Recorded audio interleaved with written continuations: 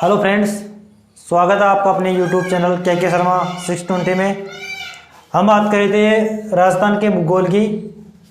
इसमें हमने बात की थी राजस्थान की स्थिति को लेकर और विस्तार और आकृति को लेकर हमने बात की थी। आज हम बात करेंगे जो राजस्थान की भौतिक स्वरूप है या भौतिक प्रदेश है, उनके बारे में आज हम अध्ययन करेंगे कि राजस्थान को कितने भौतिक प्रदेशों में विभाजित किया गया है और उनकी जो विस्तार और उनका क्षेत्रफल के आधार पे हम अध्ययन करेंगे। तो बात करें तो राजस्थान को संरचना और उच्चावच के आधार पर 4 भौतिक प्रदेशों में विभक्त किया गया है। उन 4 में हम अच्छी तरह से अध्ययन करेंगे कि किस प्रकार से है उनका विभाजन। तो हम बात करें कि राजस्थान को कितने भौतिक प्रदेशों में विभाजित किया गया है। राजस्थान को संरचना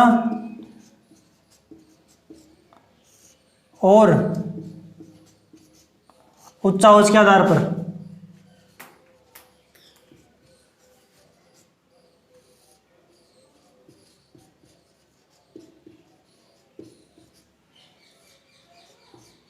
कितने भागों में विभक्त किया है? 4 भागों में। 4 भागों में विभक्त किया गया है या विभाजित किया गया है।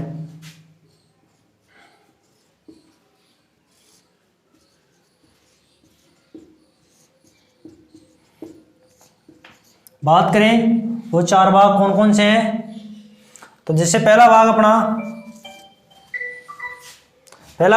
अपना पश्चिमी मरुस्थलीय प्रदेश। कौन सा? राजस्थान के पश्चिम में स्थित है। पश्चिमी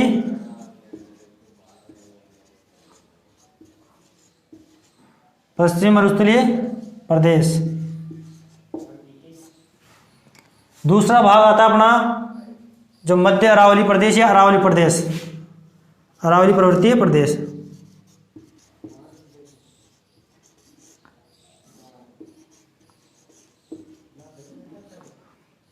अरावली पर्वतीय प्रदेश,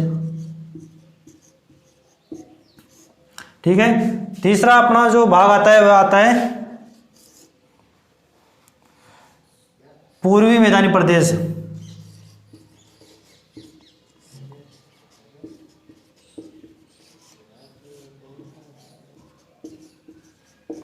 कौन सा? पूर्वी मैदानी प्रदेश। बात करें जो चौथा और फाइनल जो अपना भाग आता है वो आता है कौन सा? दक्षिणी पूर्वी पठारी प्रदेश। कौन सा? दक्षिणी पूर्वी पठारी प्रदेश।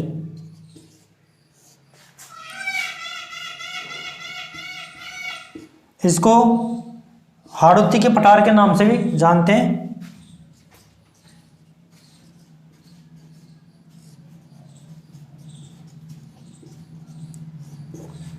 इन 4 भागों में राजस्थान को भौतिक रूप से विभाजित किया गया है। कौन कौन से? पश्चिमी मरुस्थलीय प्रदेश, अरावली पर्वतीय प्रदेश, पूर्वी मैदानी प्रदेश, दक्षिणी पूर्वी पठारी प्रदेश या हाड़ौती का पठार। हम बात करें इसको एक बार हम मैप में देखते हैं किस प्रकार से। ये अपना राजस्थान का मैप है।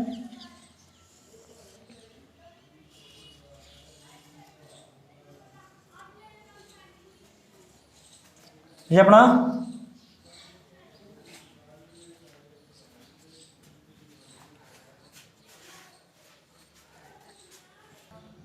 अपना राजस्थान का मैप है।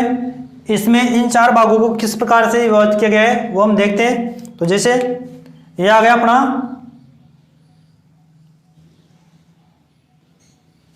पश्चिमी मरुस्थलीय या पश्चिम मरुस्थलीय प्रदेश, ठीक है। बात करें ये आ गया अपना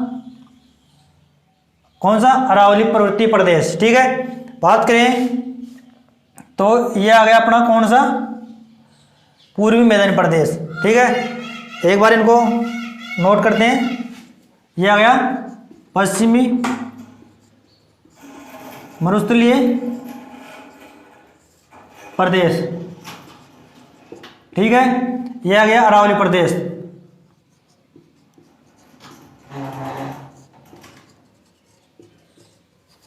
अरावली पर्वतीय प्रदेश और ये पूर्व का मैदान।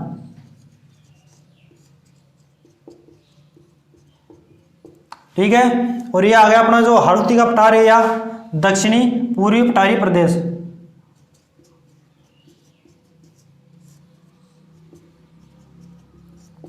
ये 4 भागों में राजस्थान को विभक्त किया गया है। अब बात करें अपन कि इन 4 भागों की उत्पत्ति किससे हुई है या किस प्रकार से है, उनकी हम बात करें तो इनकी उत्पत्ति को लेकर हम एक देखते हैं, इसको मिटा देते हैं।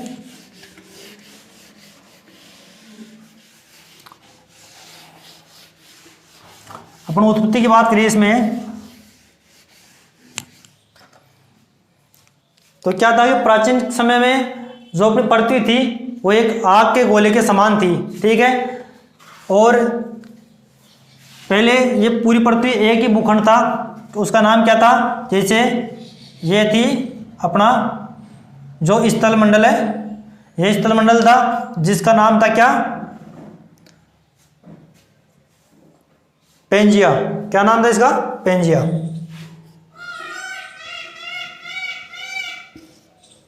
पेंजिया एक स्थल मंडल था अपना।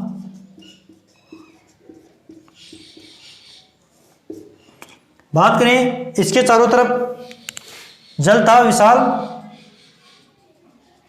इसके चारों तरफ विशाल मात्रा में जल फैला हुआ था, जिसे किस नाम से जानते हैं, इसे पैंथालासा सागर। किस नाम से, पैंथालासा या 33 सागर के नाम से जानते हैं।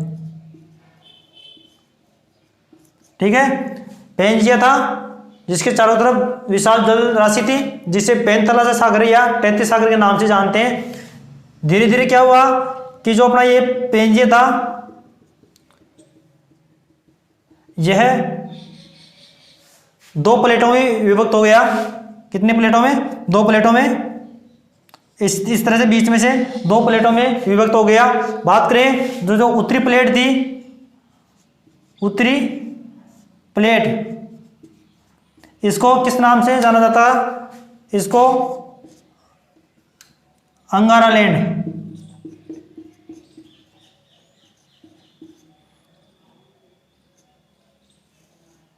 इसको अंगारा लैंड के नाम से जाना गया। ठीक है, बात करें जो दक्षिण प्लेट थी, इसको गोंडवाना लैंड।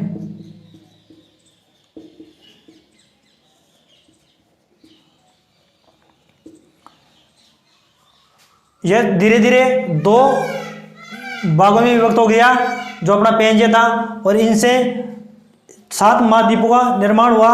किस प्रकार से, जो ये अपना दक्षिणी जो गोंडवाना लैंड है, इससे जैसे अपने ऑस्ट्रेलियन प्लेट, भारतीय प्लेट, या जैसे दक्षिणी अमेरिकन प्लेट, अफ्रीकन प्लेट, इन प्लेटों का निर्माण इससे हुआ। तो बात करें अपन कि जो उत्तरी भाग था, इससे किन प्लेटों का निर्माण हुआ, तो उत्तरी प्लेटों से जो उत्तरी अंगारा लैंड है, इससे उत्तरी अमेरिका और यूरेशिया, उत्तरी अमेरिका और यूरेशिया, इन 2 स्थल विशाल भूखंडों का निर्माण हुआ इस किससे, अंगारा लैंड से। और बात करें अपन जो दक्षिण में गोंडवाना लैंड है, इससे किन स्थल खंडों का निर्माण हुआ, उसमें अंटार्कटिका,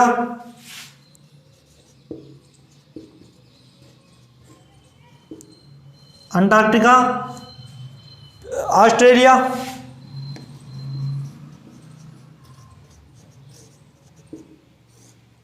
अफ्रीका, दक्षिणी अमेरिका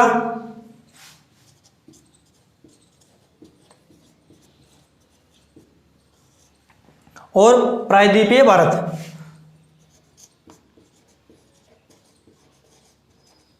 प्रायद्वीपीय भारत। हम बात कर रहे थे राजस्थान के बारे में। हमने ये बात की विश्व में जो महाद्वीप है उनका निर्माण कौन सी जो स्थलखंड है उससे हुआ था। तो हम बात इनको याद करने का एक सीधा तरीका है, जो हमें अपनी भूमध्य रेखा है उससे ऊपर की तरफ जो महाद्वीप आते हैं वो किसके भाग कहलाते हैं, वह अंगारा लैंड के भाग कहलाते हैं, और जो दक्षिण में जो भाग आते हैं वह गोंडवाना लैंड के भाग कहलाते हैं। ठीक है, अब अपन बात करें कि जो राजस्थान के जो निर्माण हुआ है, उत्पत्ति हुई है, वह कौन सी प्लेट से हुई है या किसका भाग है ये। तो हम बात करें तो अपना प्रायद्वीपीय भारत में राजस्थान का जो ये हिस्सा आता है, तो प्रायद्वीपीय भारत का हमें पता है कि किससे निर्माण हुआ है, गोंडवाना लैंड से। तो हम बात करें कि जो अपना ये मरुस्थलीय क्षेत्र है इसका निर्माण तो किससे हुआ है, इसका निर्माण तो जो 33 सागर अपना इससे हुआ है, किससे, 33 सागर से।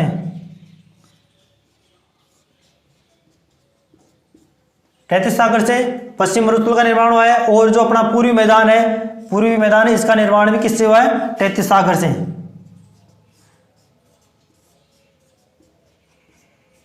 क्योंकि ऐसा माना जाता है कि यहाँ पर प्राचीन समय में 33 सागर हुआ करता था, इसलिए धीरे धीरे वहाँ पर मिट्टी का जमाव होता गया और यह एक मरुस्थल बन गया।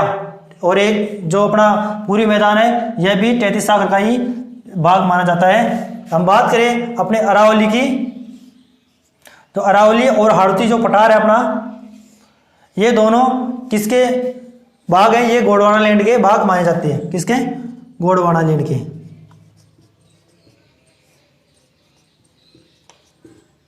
ये हमने बात की उत्पत्ति को लेकर कि जो अपना राजस्थान है इसकी उत्पत्ति किस प्रकार से हुई है। तो हम बात करें तो गोंडवाना लैंड में भी जो छिद्र उद्गार हुए थे ज्वालामुखी के, उनसे जो ज्वालामुखी पर्वत बने थे उनसे माना जाता है कि इसका उत्पत्ति मानी जाती है। तो यह एक बार इसको देख लीजिए, जो अपना जो पृथ्वी थी अपनी, यह एक प्राचीन समय में एक विशाल भूखंड था जिसका नाम पेंजे था। इसके चारों तरफ विशाल जलराशि थी जिसे पैंतला से या 33 सागर के नाम से जानते हैं। धीरे धीरे क्या हुआ कि इस पेंजिया के अंदर विभाजन हुआ और ये दो भागों में विभक्त हो गया। तो उत्तरी भाग को जो कहते हैं अंगारा लैंड कहते हैं, दक्षिण भाग को गोंडवाना लैंड के नाम से जानते हैं। धीरे धीरे क्या है, इनमें भी और भी विभाजन हुए, जिनसे उत्तरी अमेरिका, यूरेशिया, ये अंगारा लैंड से बने होता। जो गोंडवाना लैंड है इसमें भी प्लेटों का विभाजन हुआ और यह Antarctica plate, Australian plate, Africa plate, दक्षिण अमेरिकन प्लेट और प्रायद्वीपीय भारत का निर्माण हुआ। ठीक है, हम बात करें तो राजस्थान की, तो राजस्थान का जो मरुस्थलीय प्रदेश है यह 33 सागर का अवशेष माना जाता है, और जो पूर्वी मैदानी प्रदेश है यह भी 33 सागर का अवशेष माना जाता है। और बात करें अपन अरावली पर्वतीय प्रदेश, जो ये है ये गोंडवाना लैंड का भाग माना जाता है, और जो हाड़ौती का पठार है अपना, ये दोनों गोंडवाना लैंड के भाग माने जाते हैं। हम बात करें कि इनकी उत्पत्ति किस काल में हुई, इसके बारे में अगर बात करें अपन,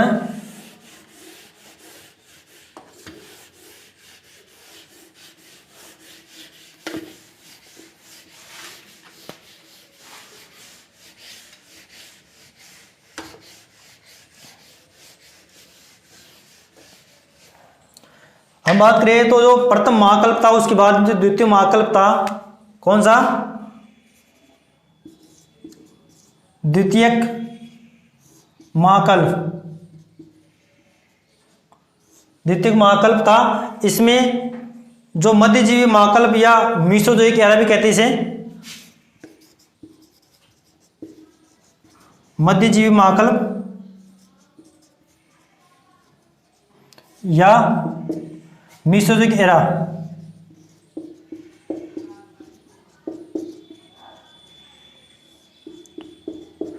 इसे मध्यजीवी महाकल्प या मीसोजोइक एरा के नाम से भी जानते हैं। इसमें 3 कालखंड हुए थे, कौन कौन से, ट्रियासिक, जुरेसिक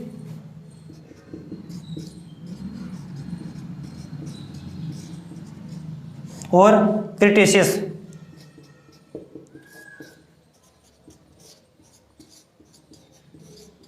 तो हम बात करें तो जो अपना हाड़ौती का पठार है इसकी उत्पत्ति किससे है, इसकी उत्पत्ति है जो अपना क्रिटेशियस काल है, इसमें हाड़ौती का उद्गम हुआ है।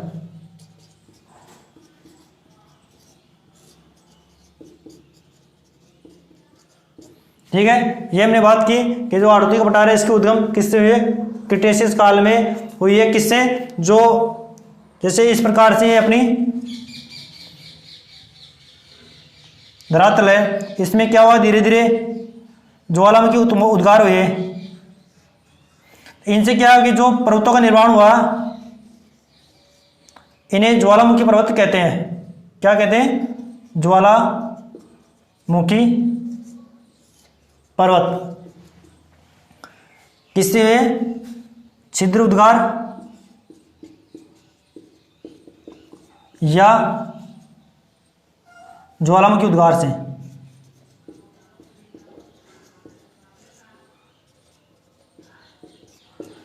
ज्वालामुखी उद्गार से पर्वतीय ज्वालामुखी पर्वतों का निर्माण हुआ।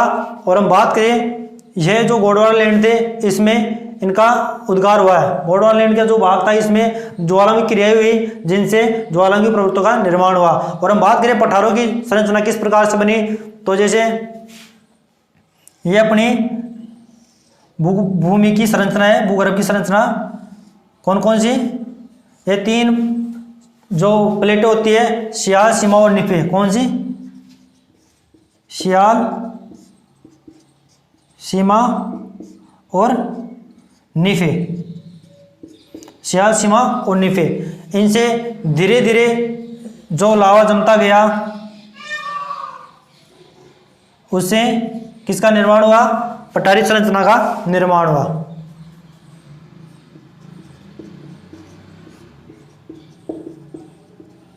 पठारी संरचना का निर्माण हुआ। ये हमने बात की जो हाड़ौती के पठार को लेकर कि इसकी उत्पत्ति कैसे हुई, किस काल में हुई। अब हम बात करें एक एक क्षेत्र को लेकर, हम इसका अध्ययन करेंगे। तो आज हम बात करेंगे जो अपना सबसे इजी टॉपिक है और सबसे छोटा भी है, इसके बारे में अध्ययन करेंगे हम। कौन सा? दक्षिणी पूर्वी पठारी प्रदेश या हाड़ौती के पठार के बारे में आज हम अध्ययन करने जा रहे हैं। तो हम इसको 4 पॉइंट ऑफ व्यू से देखेंगे। कौन कौन से? तो इनकी उत्पत्ति के आधार पर, इनके विस्तार के आधार पर, इनके वर्गीकरण के आधार पर और इनकी विशेषताओं के आधार पर। ठीक है, आज हम बात करेंगे किसकी? हाड़ौती के पठार के बारे में। किसके बारे में बात करेंगे? हाड़ौती के पठार के बारे में। तो बात करें हाड़ौती के पठार की उत्पत्ति के बारे में, हमने देख लिया कि इसकी उत्पत्ति जो ज्वालामुखी उद्गार है गोंडवाना लैंड में, उनसे इसकी उत्पत्ति मानी जाती है। किस काल में? जो मध्यजीव महाकल्प या मीसोजोइक एरा था, इसके तृतीय जो काल था क्रिटेशियस काल, इसमें इसकी उत्पत्ति मानी जाती है। तो हम देखते हैं इसके विस्तार को लेकर।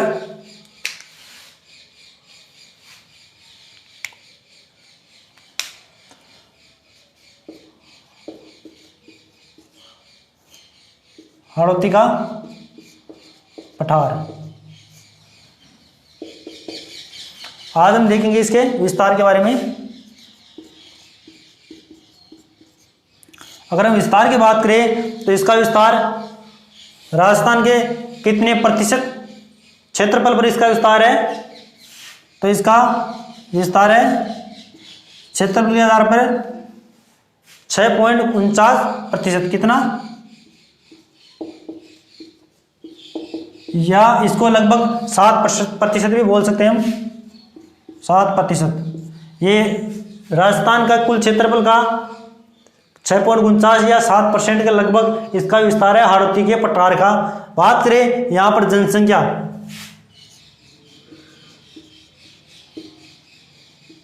यहाँ पर जनसंख्या कितने प्रतिशत निवास करती है?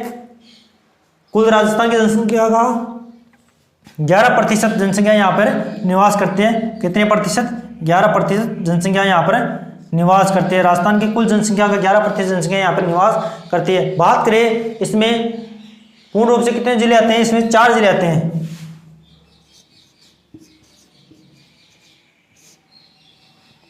चार जिले आते हैं। कौन कौन से आते हैं वो? कोटा। 4 जिले आते हैं। कौन कौन से? कोटा, बूंदी, बारा और झालावाड़। ठीक है। अब बात करें कि जो ये हाड़ौती का पठार है, इसकी औसतन ऊंचाई समुद्र तल से कितनी है, तो वह कितनी है 500 मीटर औसत ऊंचाई।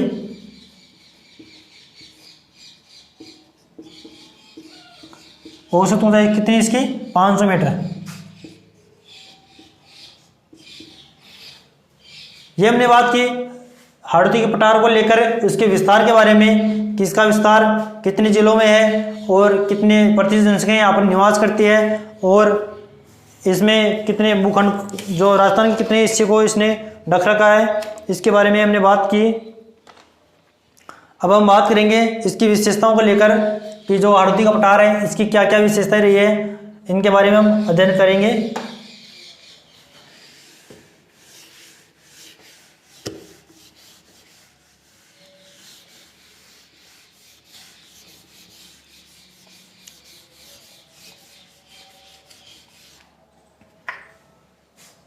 बात करेंगे इसको विशेषताओं को लेकर।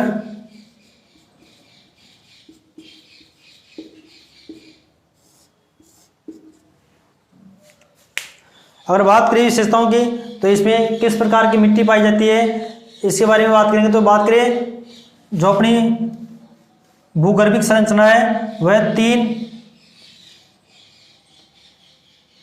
परतों से मिलकर बनी है। अभी बताया था सियाल, सीमा और नीफे। क्या? सियाल, सीमा और नीफे।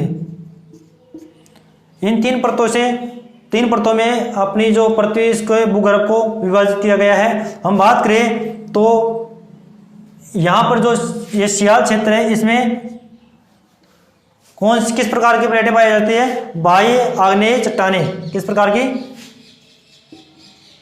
बाह्य आग्नेय चट्टानें। और जो ये नीफ है अपना, इसके अंदर नीचे के हिस्से में कौन सी परतें पाई जाती है? आंतरिक आग्नेय चट्टानें।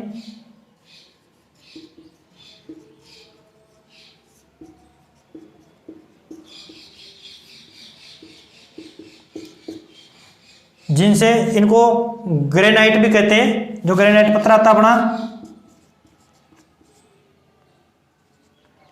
ग्रेनाइट, इसको ग्रेनाइट भी बोलते हैं।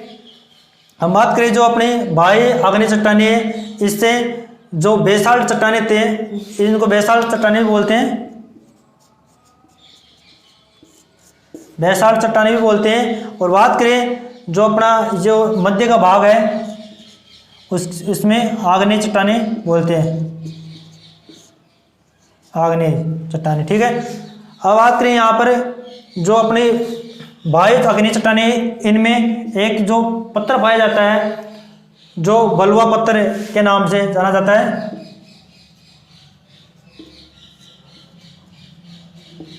क्या? बलुआ पत्थर। बलुआ पत्थर के नाम से जाना जाता है, जिसे अपन कोटा स्टोन बोलते हैं। क्या बोलते हैं? कोटा स्टोन। कोटा स्टोन का निर्माण कौन सी चट्टानों में हुआ है? सियाल जो अपनी परत है इसमें बाह्य आग्नेय चट्टानों से हुआ है, जिसमें बलुआ पत्थर के नाम से भी जानते हैं। और बात करें हम यहाँ पर जो किस तत्व या धातु की विशाल वो बहुत ही मात्रा पाई जाती है, यहाँ पर एल्यूमिनियम के और बॉक्साइट के भंडार बहुतायत मात्रा में पाए जाते हैं। क्या? एल्यूमिनियम और बॉक्साइट के भंडार बहुत अधिक मात्रा में पाए जाते हैं। तो हम बात करें जो अपना ये बलुआ पत्थर से जो कोटा स्टोन बनता है, ये कहाँ पर अधिक मात्रा में पाया जाता है? ये कोटा जो अपना जिला है वहाँ पर अधिक मात्रा में पाया जाता है। अब इनकी विशेषताओं को हम एक एक को लेकर देखते हैं कि क्या क्या है इनकी।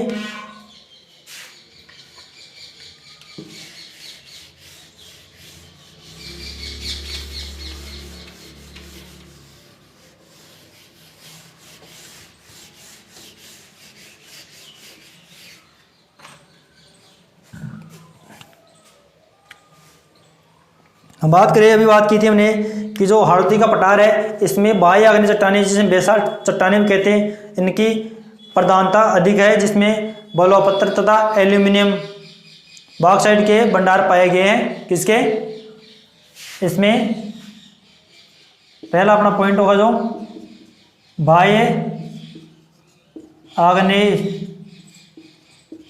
चट्टानें, बाह्य आग्नेय चट्टानें जिन्हें बेसाल्ट के नाम से जानते हैं, बाह्य आग्नेय चट्टानें जिन्हें बेसाल्ट के नाम जानते हैं, इनमें जो बलुआ पत्थर है, बलुआ पत्थर जिसे कोटा स्टोन,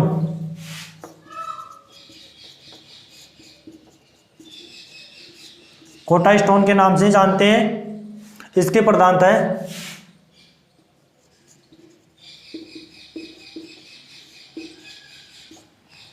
और यहाँ पर जिसमें बलुआ पत्थर तथा एल्यूमिनियम के या एल्यूमिनियम बॉक्साइट के भंडार पाए जाते हैं तथा एल्यूमिनियम तथा बॉक्साइट, एल्यूमिनियम तथा बॉक्साइट के भंडार भी यहाँ पे अधिक मात्रा में पाए गए हैं।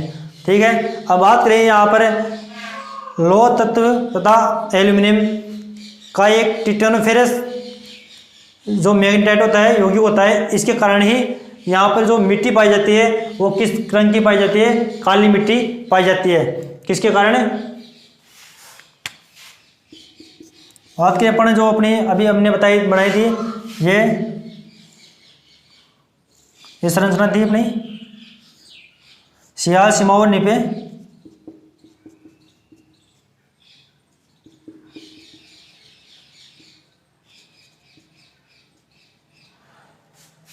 इनमें कौन कौन सी जो धातु पाई जाती है? सियाल प्लस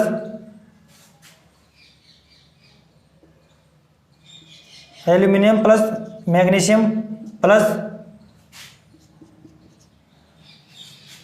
तो इसमें एल्यूमिनियम और लोहे को मिलकर एक यौगिक का निर्माण होता है। कौन से यौगिक का? इन दोनों से टिटेनोफेरस मैग्नेटाइट यौगिक का निर्माण होता है। किसका निर्माण होता है? लोहा तथा एल्यूमिनियम, लोहा तथा एल्यूमिनियम का टिटेनोफेरस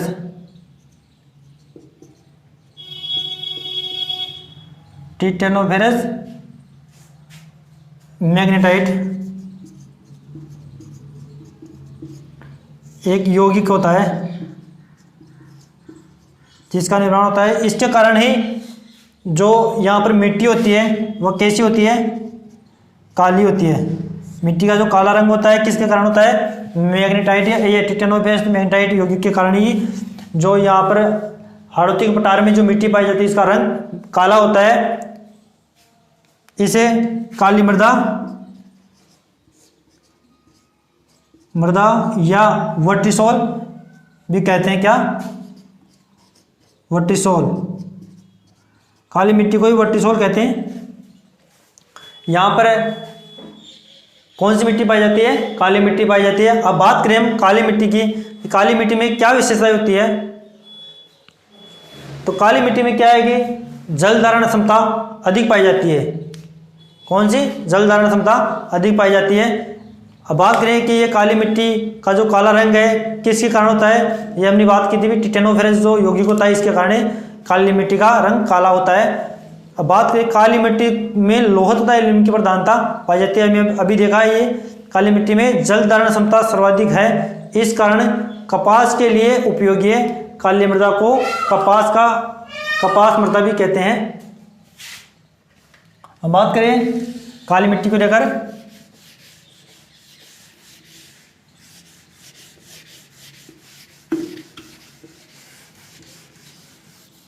काली मिट्टी को लेकर बात करें, यहाँ पर कौन सी मिट्टी पाई जाती है? काली मिट्टी, काली मृदा। बात करें इसमें क्या विशेषता है, इसमें जल धारण क्षमता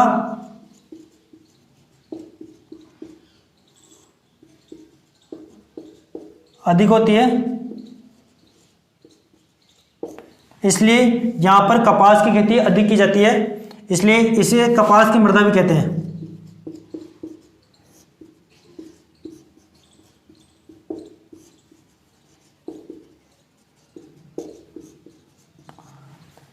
इसलिए कहा जाता है कि जो पश्चिमी राजस्थान होता है, कौन सा पश्चिमी राजस्थान होता है, उसमें खेतों में कौन सी मिट्टी डाली जाती है, काली मिट्टी डाली जाती है। उसका कारण क्या है, उसका कारण यही है कि यहाँ पर जल धारण क्षमता को बढ़ाने के लिए, क्योंकि वहाँ पर रेतीली मिट्टी पाई जाती है और वहाँ पर जल धारण क्षमता बहुत कम होती है, उसमें जल्दी से ही जल को सोख लेती है, इसलिए यहाँ पर जो पश्चिमी मरुस्थल या पश्चिमी भाग है राजस्थान के, इसमें काली मिट्टी डाली जाती है, जिससे कि वहाँ पर जल धारण क्षमता बढ़ सके। इसलिए राजस्थान के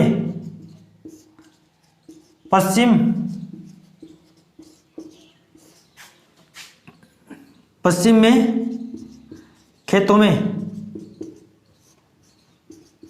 काली मिट्टी डाली जाती है,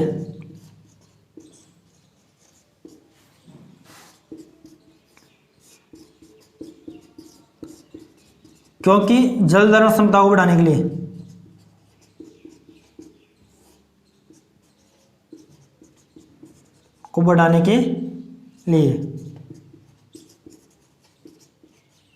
कई बार एग्जाम में क्वेश्चन पूछ लिया जाता है कि जो राजस्थान के पश्चिमी भागों में जो काली मिट्टी डाली जाती है उसका कारण क्या है, तो एग्जामिनर पूछ लेता है कि एक तो उर्वरता शक्ति को बढ़ाने के लिए, या फिर मिट्टी की गुणवत्ता को बढ़ाने के लिए, और एक जो ऑप्शन में देता है कि जल धारण क्षमता को बढ़ाने के लिए काली मिट्टी डाली जाती है। तो आप ध्यान रखना है, इसका आंसर जल धारण क्षमता को अधिक करने के लिए या बढ़ाने के लिए जो काली मिट्टी डाली जाती है। बात करें जो प्रायद्वीपीय भारत में सर्वाधिक कौन सी मिट्टी पाई जाती है, राजस्थान के साथ साथ जो प्रायद्वीपीय भारत है, प्रायद्वीपीय भारत है, कौन सी मिट्टी पाई जाती है, काली मिट्टी पाई जाती है।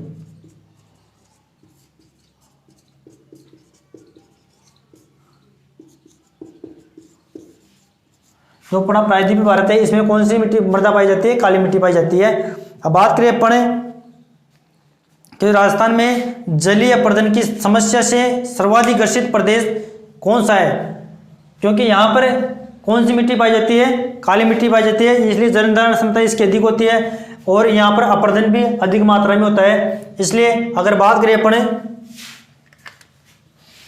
कि राजस्थान में जलीय अपर्दन की समस्या से ग्रसित जो प्रदेश है कौन सा है, राजस्थान में जलीय अपर्दन की समस्या से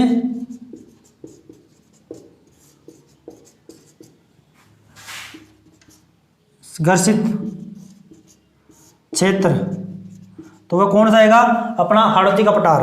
कौन सा, हाड़ौती का पठार।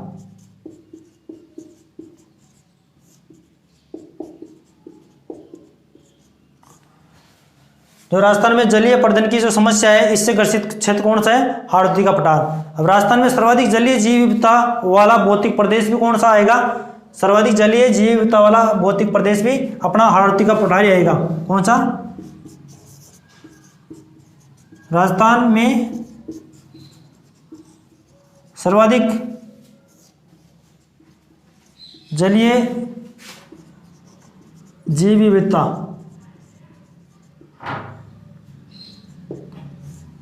वाला प्रदेश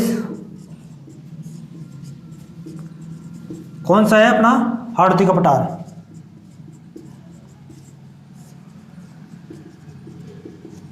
ठीक है, बात करें कि राजस्थान में सर्वाधिक जलीय जीव विविधता वाला भौतिक प्रदेश भी कौन सा आएगा, हाड़ौती का पठार आएगा। अब आप बात करें इसकी और विशेषताओं के बारे में, जैसे हाड़ौती के पठार में जलीय जीव विविधता के संरक्षण हेतु कौन सा उद्यान का निर्माण किया गया है, कौन सा उद्यान का निर्माण किया गया है,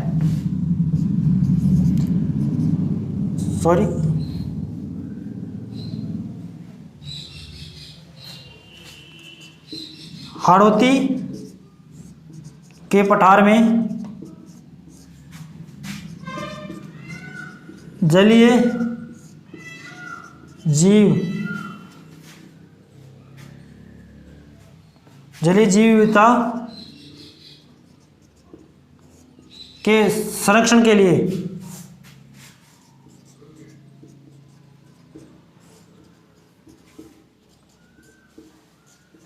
लिए कौन से उद्यान का निर्माण किया गया है? वह है अबेड़ा जैविक उद्यान। कौन सा?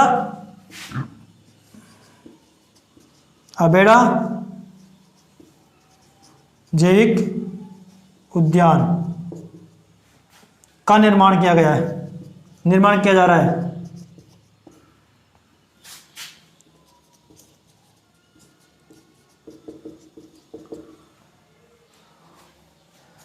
जलीय जीव उद्यान का निर्माण किया जा रहा है। राजस्थान के जो हाड़ौती के पठार में अंत अधर प्रवाह क्षेत्र, जिसे अष्ट प्रवाह क्षेत्र भी कहते हैं, पाया जाता है। कौन सा प्रवाह क्षेत्र पाया जाता है? जो अपना हाड़ौती का पठार है, इसमें कौन सा प्रवाह क्षेत्र पाया जाता है? इसमें अंत अधर प्रवाह क्षेत्र या अस्पष्ट प्रवाह क्षेत्र पाया जाता है। कौन सा प्रवाह क्षेत्र पाया जाता है? राजस्थान में हाड़ौती के पठार में या प्रदेश में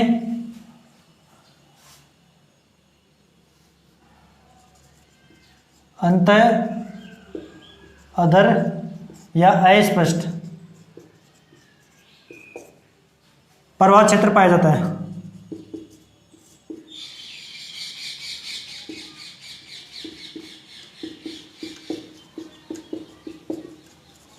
कौन सा क्षेत्र पाया जाता है?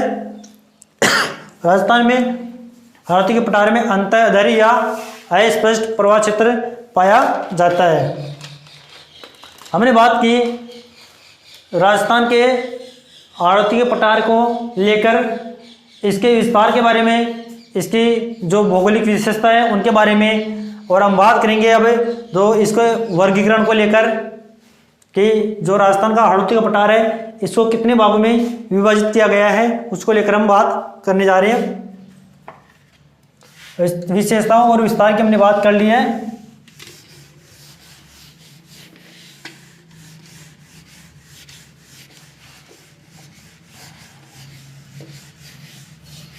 इसके वर्गीकरण को लेकर देखते हैं हम कि इसका वर्गीकरण कितने भागों में किया गया है। तो बात करें वर्गीकरण की,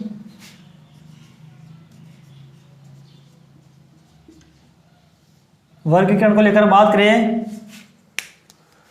तो इसका विभाजन दो भागों में विभाजन किया गया है। कितने भागों में? दो भागों में विभाजन किया गया है। कौन कौन सा? एक तो विंध्यन का गार क्षेत्र और एक दक्कन का पठार। कौन कौन से? विंध्यन का गार क्षेत्र,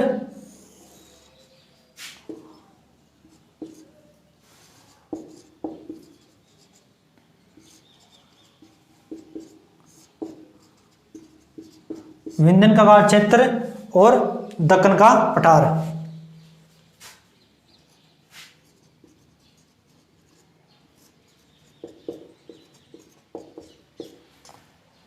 विंध्यन का गार क्षेत्र और दक्कन का पठार, इन दो भागों में विभक्त किया गया है। अब बात करें विंध्यन का गार क्षेत्र में कौन कौन से जिले आते हैं, तो वह कोटा, बूंदी और बारां। कौन कौन से? कोटा,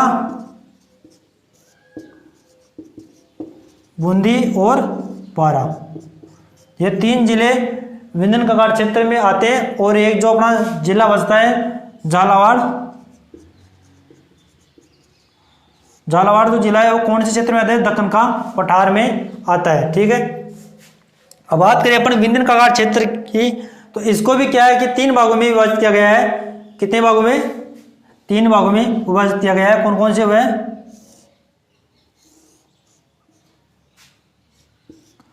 पहला है अर्धचंद्राकार पहाड़ियां।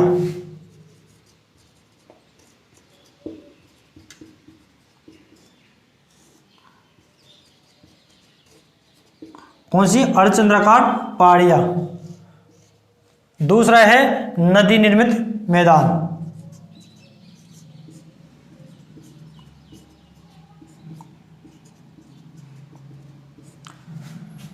ठीक है। और तीसरा है शाहबाद उच्चभूमि।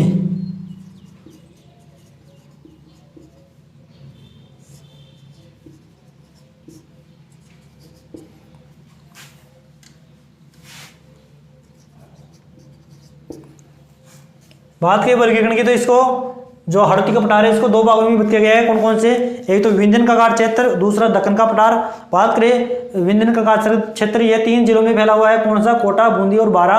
और दक्कन का जो पठार है ये झालावाड़ जिले में फैला हुआ है। और बात करें अपन विंध्यन कगार क्षेत्र की तो इसको भी क्या है कि 3 भागों में विभक्त किया गया है, विभाजित किया गया है। कौन कौन से? वह अर्धचंद्राकार पहाड़ियां, नदी निर्मित क्षेत्र और शाहबाद उच्चभूमि। ठीक है। अब हम बात करें कि जो अपना दक्कन का पठार है इसको भी कितने भागों में विभक्त किया गया है? 2 भागों में विभाजित किया गया है। एक तो झालावाड़ का पठार,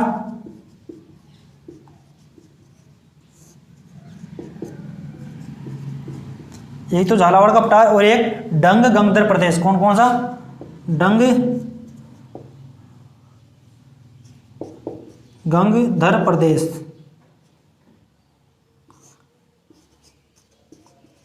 इसको हम डायग्राम में देखेंगे।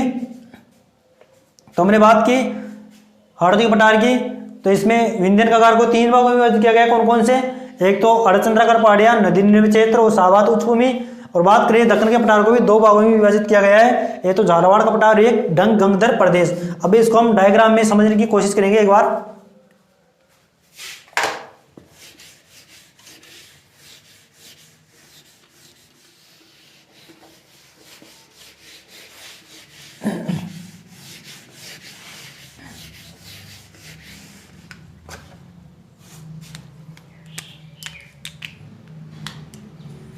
जैसे ये अपना हाड़ौती पठार है। कौन सा? हाड़ौती का पठार है।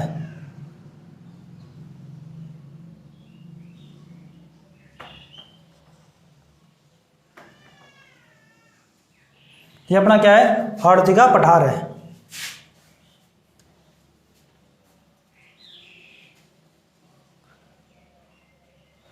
ये हाड़ौती का पठार है और इसमें ये जो क्षेत्र कौन सा है?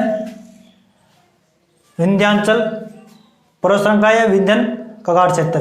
ठीक है। यहां पर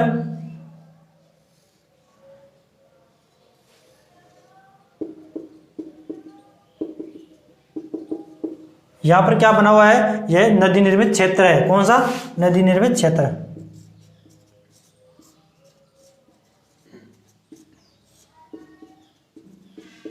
ठीक है।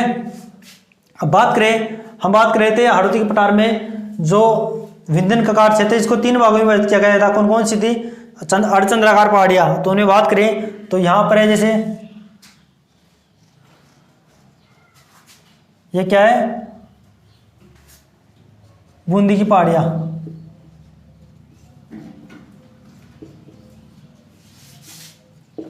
क्या है? बूंदी की पहाड़ियां। बात करें बूंदी की पहाड़ियां ये कहां पर स्थित है? यह बूंदी में स्थित है। बूंदी में स्थित है। और बात करें अपन यहां पर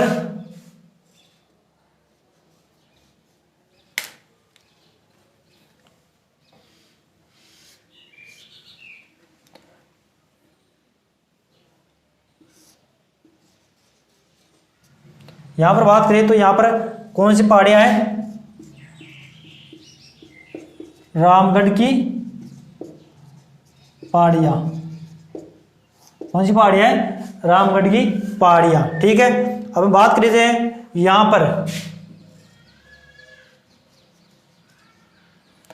पर जो पहाड़ियां हैं यहां पर एक कुंडल के आकार की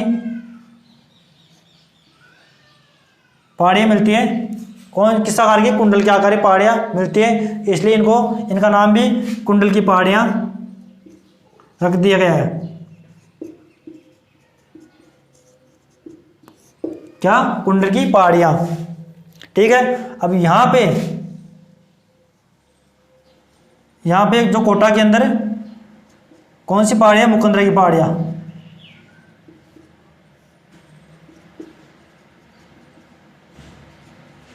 ठीक है। यहां पर कौन सी है? मुकंदरा की पहाड़ियां हैं। और यह जो अपना हिस्सा है, यह जो हिस्सा है वह कौन सा है, झालावाड़ का पठार।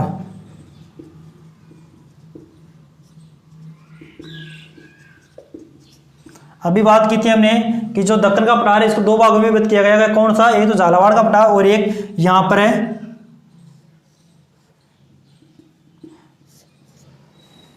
कौन सा, डंग-गंगदर प्रदेश। कौन सा, डंग-गंगदर प्रदेश। ठीक है। और हम बात करें एक शाहबाद जो उच्च भूमि है वो यहां पर है,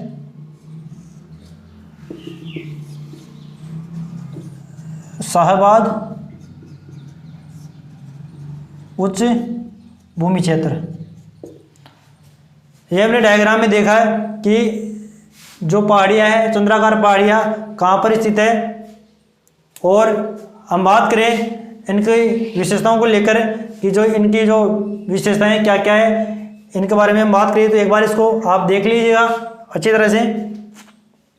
ये अपना विंध्यन कगार क्षेत्र है जो या इस नदियों द्वारा नदी निर्मित क्षेत्र बनाया गया है। ये अपना जो मैदानी क्षेत्र है। और ये जो कुंडल के आकार जो पहाड़ियाँ हैं इसको कुंडली की पहाड़ियाँ कहते हैं। और जो बूंदी की पहाड़ियाँ हैं ये कहाँ पर स्थित है, बूंदी में है। रामगढ़ की पहाड़ियाँ जो अर्धचंद्राकार पहाड़ियों का ही भाग है। अब हम इनकी डिटेल के बारे में देखते हैं।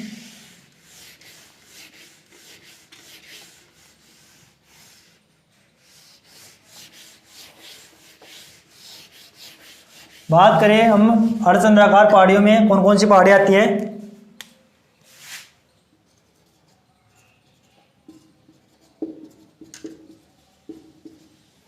अर्धचंद्राकार पहाड़ियाँ, इसमें बात करें अपन तो पहली पहाड़ी थी अपनी बूंदी की पहाड़ियाँ। कौन सी, बूंदी की पहाड़ियाँ हमने अभी डायग्राम में देखा था।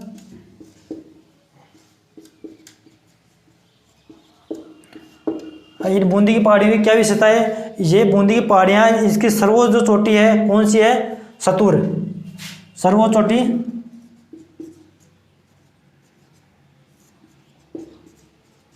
कौन सी है, सतुर।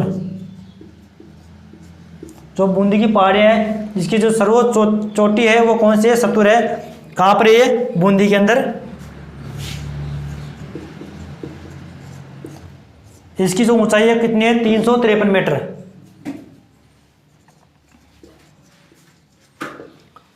कितनी है, 353 मीटर। ठीक है।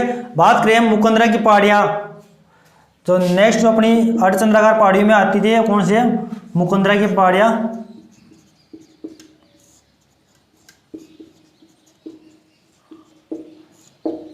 बात करें ये मुकंदरा की पहाड़ियाँ कहाँ पर स्थित है, ये कोटा और झालावाड़ दोनों जिलों में स्थित है। कहाँ पर, कोटा और झालावाड़। कोटा और झालावाड़ में ये स्थित है। अब बात करें इसकी सर्वोच्च जो चोटी है,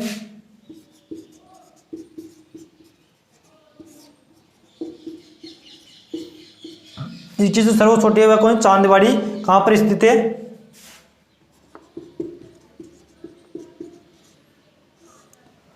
इसकी जो सर्वोच्च चोटी है वो कौन है, चांदवाड़ी है। कहाँ पर है, कोटा में। इसकी ऊंचाई कितनी है, 517 मीटर। मुकंदरा की पहाड़ियाँ कहाँ पर है, कोटा और झालावाड़ में स्थित है। इसकी सर्वोच्च चोटी है चांदवाड़ी, जो कहाँ पर स्थित है, कोटा में। और यह इसकी ऊंचाई है 517 मीटर। बात करें कुंडला की पहाड़ियाँ, जो कुंडल के आकार की होती है,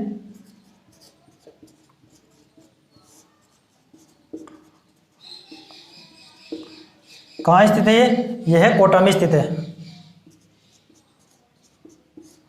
कहाँ पर स्थित है, कोटा में स्थित है। अब बात करें हम जो रामगढ़ की जो पहाड़ियाँ है उसके बारे में।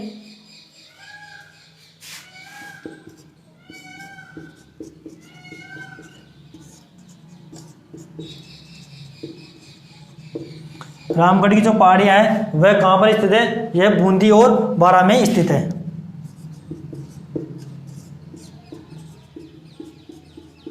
कहाँ पर स्थित है, बूंदी और बारां में स्थित है। इस रामगढ़ की पहाड़ी की एक विशेषता है, इसको किस नाम से, एक नाम से और जानते हैं, घोड़े के नाल के आकार की पहाड़ियां। किस नाम से? इसको घोड़े के नाल की आकार की पहाड़ियां किस नाम जानते हैं? घोड़े के नाल के आकार की, जैसे इस प्रकार से होती है। इसको हॉर्सू के नाम से भी बोलते हैं, हॉर्सू।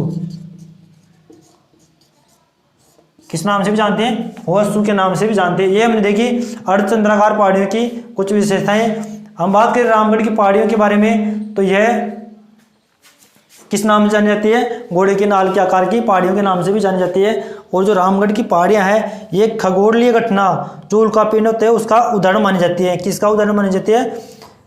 खगोलीय जो घटना हुई थी उल्कापिंड, उसका उदाहरण मानी जाती है। किसका?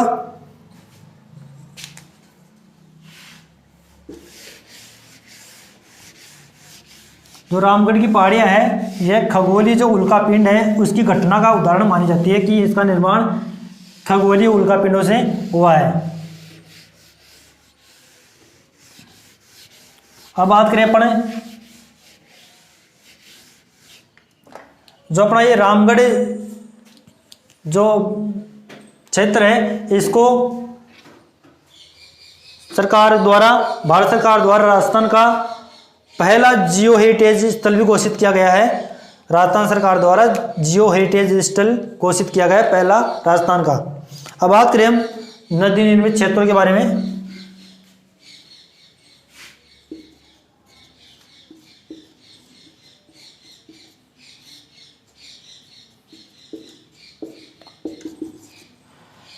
अगर नदी निर्मित मैदान या क्षेत्र की बात करें,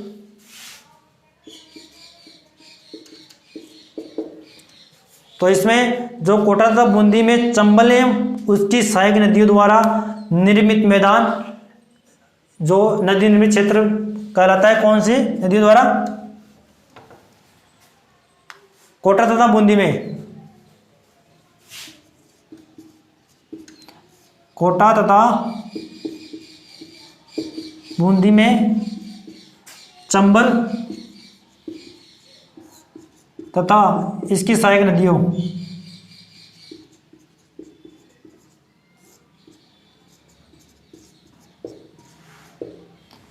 द्वारा निर्मित मैदान।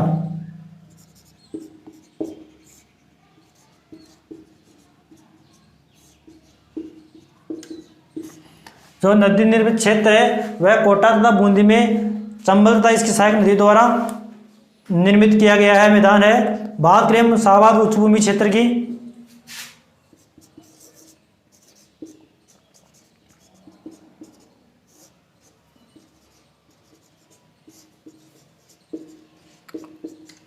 शाहबाद उच्चभूमि की बात करें तो यह पूर्वी बारां में स्थित है। 450 मीटर उच्च भूमि क्षेत्र जहां पर शहरी जनजाति निवास करती है।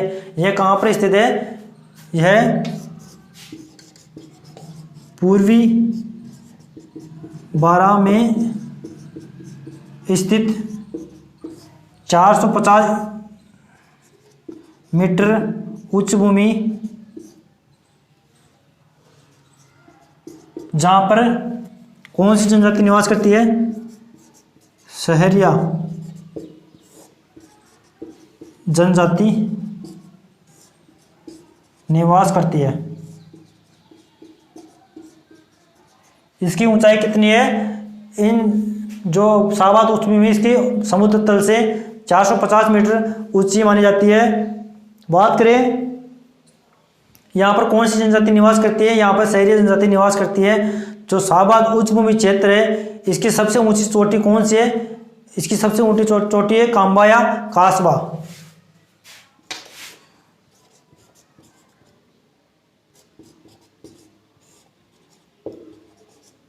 सबसे ऊंची चोटी कौन सी है? कांबा या कासबा।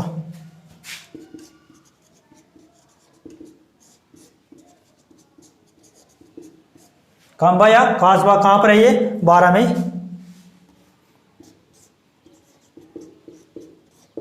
इसकी ऊंचाई कितनी है? 456 मीटर। ठीक है। हमने बात की शाहबाद उच्च भूमि क्षेत्र की, यह पूर्वी बारां में स्थित है। 450 मीटर उच्च भूमि क्षेत्र जहाँ पर शहरी जनजाति निवास करती है। इसकी सबसे ऊंची चोटी कौन सी है? कांबा, या इसको कासबा भी कहते हैं। यह बारां में स्थित है और इसकी ऊंचाई है 456 मीटर।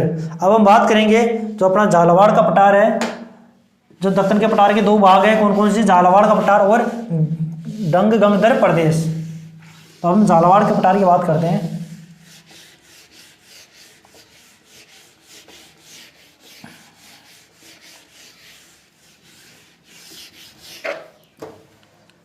बात करें झालावाड़ के पठार की,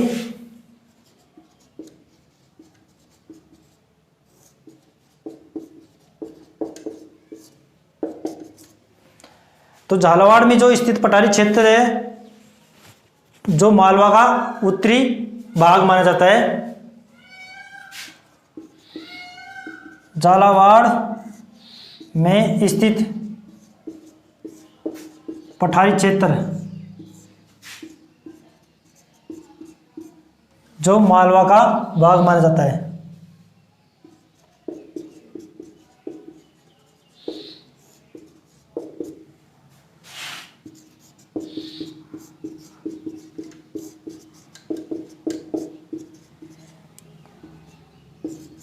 जो झालावाड़ का पठार है किसका भाग माना जाता है? ये मालवा का पठार का उत्तरी भाग माना जाता है। कौन सा भाग? उत्तरी भाग माना जाता है। ठीक है। हम बात करें जो हाड़ौती का पठार है, उसमें मालवा के पठार का प्रत्यक्ष भाग है। जो हाड़ौती का पठार है वह मालवा का भाग का प्रत्यक्ष भाग माना जाता है, जबकि दक्कन के पठार का भाग अप्रत्यक्ष भाग है। ठीक है। जो हाड़ौती का पठार है ये मालवा के पठार का प्रत्यक्ष भाग माना जाता है, लेकिन जो दक्कन का पठार है इसका अप्रत्यक्ष भाग माना जाता है। ये हम देखिए झालावाड़ के बारे में। अब हम देखेंगे जो डंग गंगदर प्रदेश है इसके बारे में। कौन सा? डंग गंगदर प्रदेश, जो दक्कन के पठार का भाग है। यह दक्षिण पश्चिम में स्थित 350 मीटर उच्च भूमि क्षेत्र को कहते हैं। दक्षिण में स्थित जो राजस्थान के या हाड़ौती के पठार के दक्षिण पश्चिम में, दक्षिण पश्चिम में स्थित 350 मीटर उच्च भूमि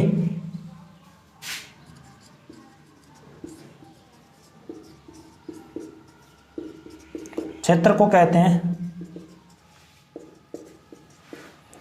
जो डंग गंगदर प्रदेश है यह जो राजस्थान के दक्षिण पश्चिम में 350 मीटर ऊंची उच्च भूमि है, इसे डंग गंगदर प्रदेश कहते हैं।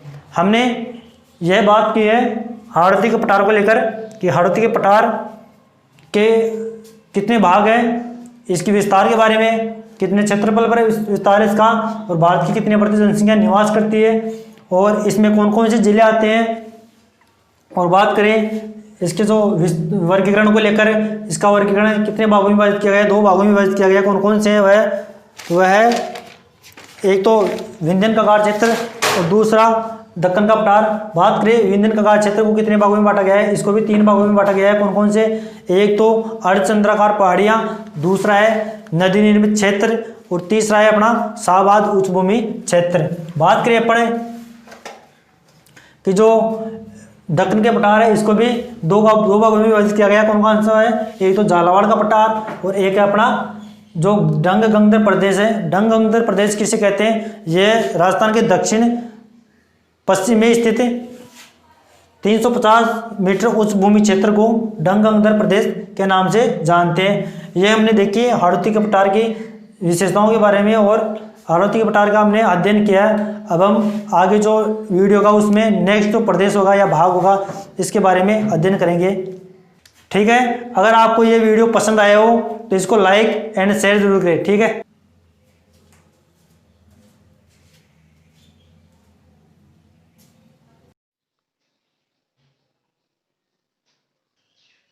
हाँ तो दोस्तों अब हम बात करेंगे जो अपना दूसरा जो राजस्थान के भौतिक प्रदेशों का भाग है।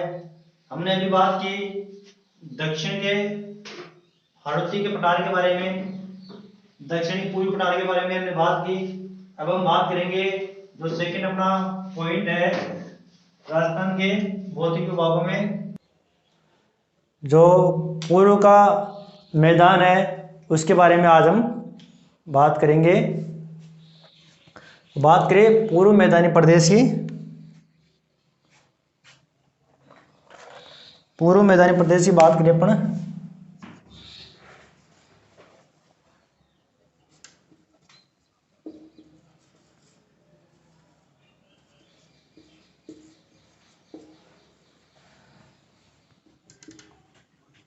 हमने अभी बात की थी दक्षिणी पूर्वी पठारी प्रदेश की।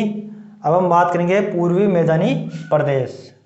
ठीक है, तो बात करें हम इसकी उत्पत्ति को लेकर, इसकी विशेषताओं को लेकर और इसके जो विस्तार को लेकर और इसके वर्गीकरण को लेकर हम बात करेंगे।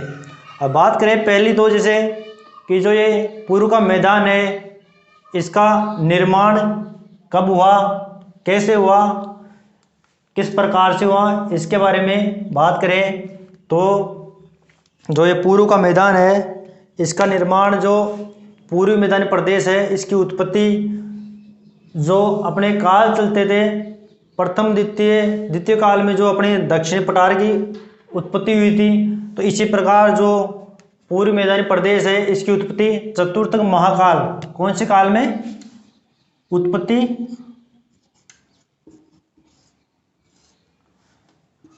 उत्पत्ति के बारे में बात करें तो इसकी उत्पत्ति कौन से काल में हुई थी, चतुर्थक महाकल्प।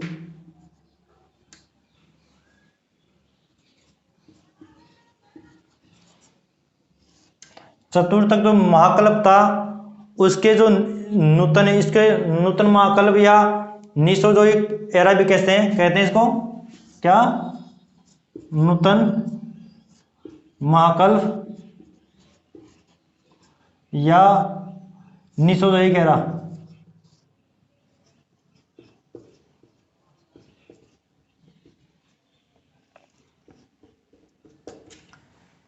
जो द्वितीय के बाद में तृतीय काल आया, उसके बाद में जो चतुर्थ काल आया महाकाल, उसमें जो इसे नूतन महाकल्प या निसोजोइक एरा के नाम से भी जानते हैं। इसके समय जो इसका प्लीस्टोसीन काल था, कौन सा,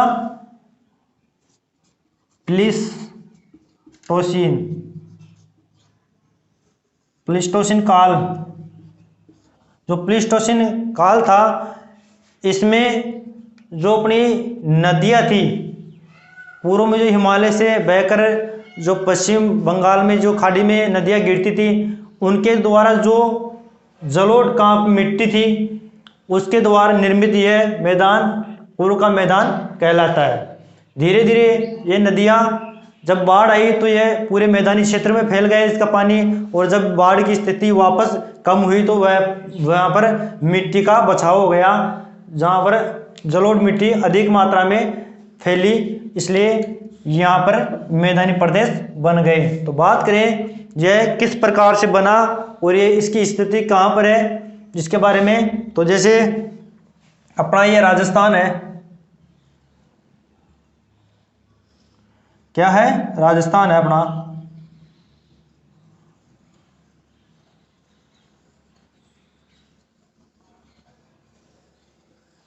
ये अपना राजस्थान है, ठीक है,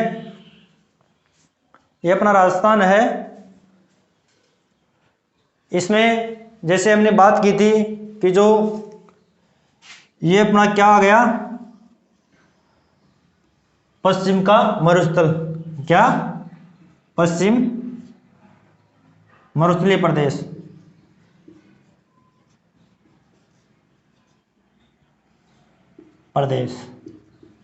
ठीक है। बात करें ये आ गया अपनी अरावली प्रदेश, कौन सी, अरावली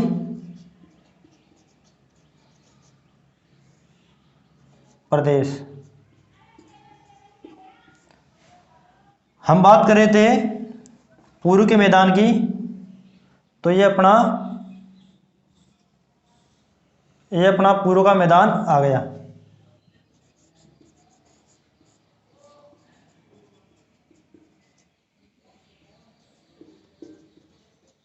और ये अपना हाड़ौती का पठार।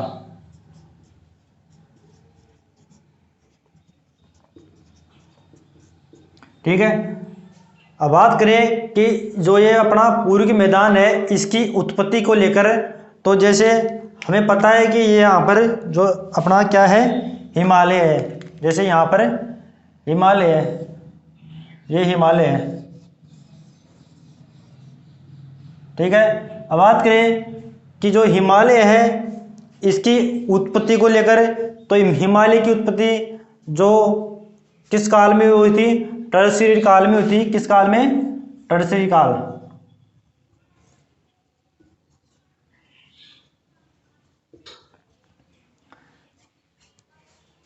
टर्शियरी काल में हुई थी। अब जैसे हिमालय की उत्पत्ति किस काल में हुई थी? टर्शियरी काल में।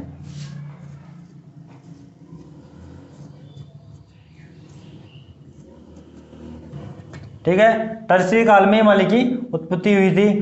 तो हिमालय से जो नदियां निकलती थी, कौन कौन सी नदियां निकलती थी? गंगा और यमुना। जैसे ये अपना हिमालय से ये गंगा और ये यमुना नदियां निकलती थी। यहाँ पर आके जो गंगा यमुना नदी थी यह किस में मिल जाती थी? गंगा में। यमुना और ये गंगा। ठीक है। अब क्या हुआ कि जब इन नदियों में पानी अधिक होने के कारण बाढ़ की स्थिति बन जाती थी, तो धीरे धीरे यह पानी क्या होता था कि इन नदियों का पानी यहाँ पे फैल गया। ठीक है। यहाँ पे फैल गया धीरे धीरे। जब बाढ़ की स्थिति आती थी तो यहाँ पर फैल गया, और जब पानी इनमें कम हुआ तो क्या था कि यहाँ से जो पानी वापस इन नदियों में चला गया, और जब नदियों के द्वारा जो मिट्टी लाई हुई थी, जलोढ़ मिट्टी, उसके द्वारा या अवसाद जो नदियाँ लेकर आती थी उनके द्वारा यहाँ पर बहुत से अवसाद और जलोढ़ मिट्टी जमा हो गई, एक मैदान सा बन गया। क्योंकि पानी तो वापस से जो कम हो गया था, और यहाँ पर क्या हो गया, मैदान की संरचना बन गई, यानी मैदानी भाग हो गया। इसलिए माना जाता है कि यहाँ जो पूरी मैदान है इसकी उत्पत्ति किससे हुई है? नदियों द्वारा। हिमालय की जो नदियाँ थी इनके द्वारा हुई है। और बात करें अपन, तो जैसे ये अपना पूर्वी रेगिस्तान है, पश्चिमी मरुस्थल है इसकी, और ये पूर्वी मैदान है, इसकी उत्पत्ति किससे मानी जाती है? तैतीस सागर से।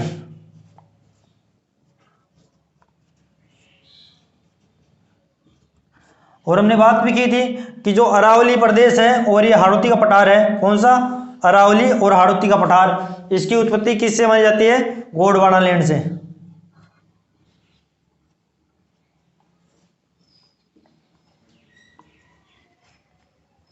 अब बात करें अपन इसके विस्तार को लेकर, तो ये अपना क्या आ गया? ये है अपना पूर्वी मैदान। यहाँ पे जब नदियों में बाढ़ की स्थिति बन जाती थी तो पानी यहाँ तक आ जाता था, और धीरे धीरे यह पानी जलोढ़ मिट्टी को लाकर यहाँ पे जमा कर दिया, जिससे कि यहाँ पर मैदानी क्षेत्र बन गया। अब बात करें इसके विस्तार को लेकर कि इसका जो मैदानी प्रदेश है इसका विस्तार कितना है, राजस्थान के कितने प्रतिशत भाग पर है इसका विस्तार, और यहाँ पर जनसंख्या कितनी है, इसके बारे में अगर हम बात करें तो इसका विस्तार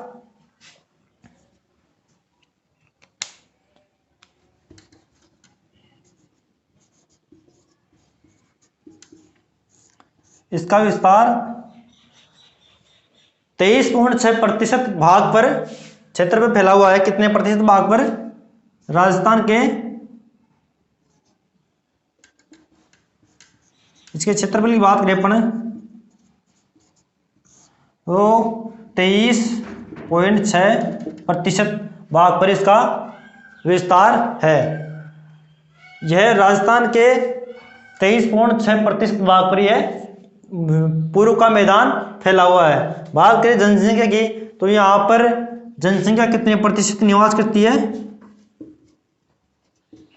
यहाँ पर पूरे राजस्थान की लगभग 39% जनसंख्या निवास करती है। कितने प्रतिशत? 39%। यहाँ पर कितने प्रतिशत जनसंख्या निवास करती है? 39%। अब बात करिए अपन कि जो ये पूर्वी मैदानी प्रदेश है इसमें कितने जिले आते हैं? अगर जिले को लेकर हम बात करें तो इसमें कितने जिले आते हैं? इसमें 10 जिले आते हैं। कितने? 10 जिले आते हैं इसमें।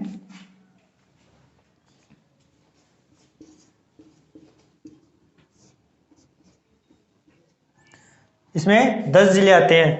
ये हमने इसका विस्तार देखा, इसकी उत्पत्ति के बारे में देखा कि इसकी उत्पत्ति जो चतुर्थक महाकल्प था, जिसे नूतन महाकल्प या मीसोजोइक एरा के नाम से भी जानते हैं, इसके प्लीस्टोसिन काल में इसकी उत्पत्ति मानी जाती है। और बात करें इसकी उत्पत्ति को लेकर कि तो इसकी उत्पत्ति किस प्रकार से हुई है, जैसे हिमालय से जो नदियां निकलती थी, गंगा और यमुना नदी, इनके द्वारा जो जलोढ़ मिट्टी लेकर आती थी ये नदियां हिमालय से बहते हुए जल में, तो इनमें क्या है कि धीरे धीरे बाढ़ की स्थिति बन जाती थी कभी कभी।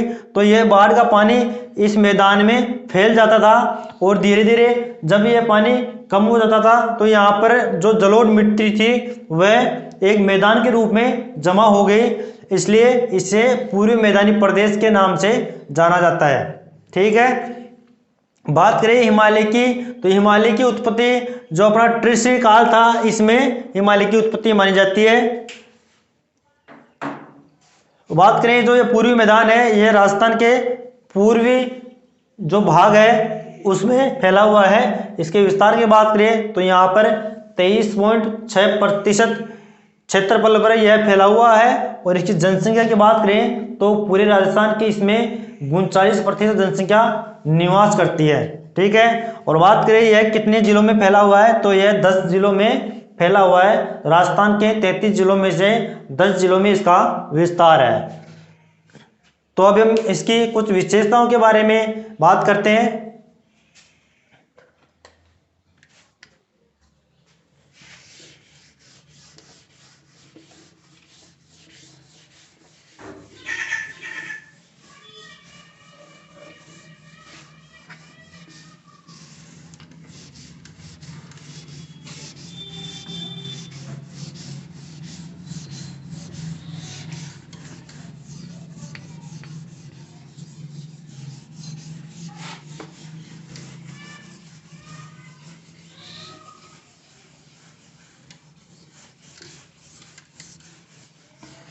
इसकी विशेषताओं के बारे में हम अध्ययन करते हैं।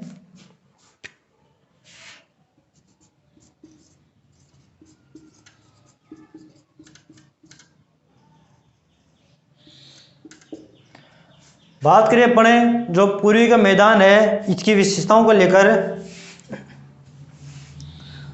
तो ये जो पूर्वी मैदानी प्रदेश है ये राजस्थान के जलोढ़ मृदा, जो जलोढ़ मृदा है उसका प्रदेश माना जाता है। कौन सी मृदा का? जलोढ़ मृदा का। जो अपना राजस्थान है इसका जो पूरी मैदान है यह कौन सी मृदा का क्षेत्र माना जाता है? यह जो पूर्वी मैदान है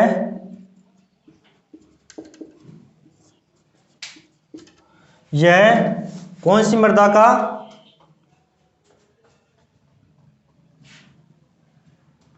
यह राजस्थान का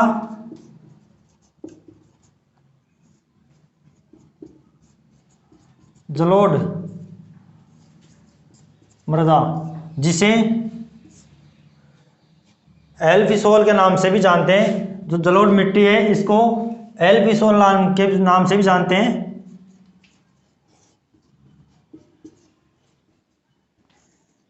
जलोढ़ मृदा का क्षेत्र माना जाता है यह प्रदेश।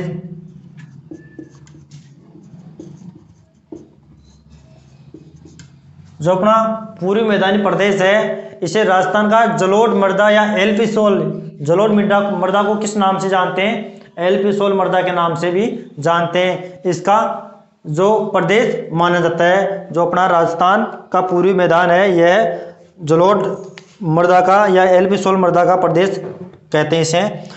यह राजस्थान का सर्वाधिक उपजाऊ, सर्वाधिक कृषि और सर्वाधिक जल घनत्व वाला प्रदेश है। बात करें तो यह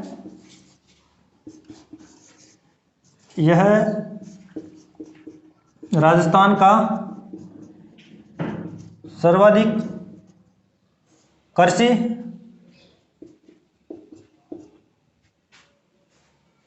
और सर्वाधिक उपजाऊ मिट्टी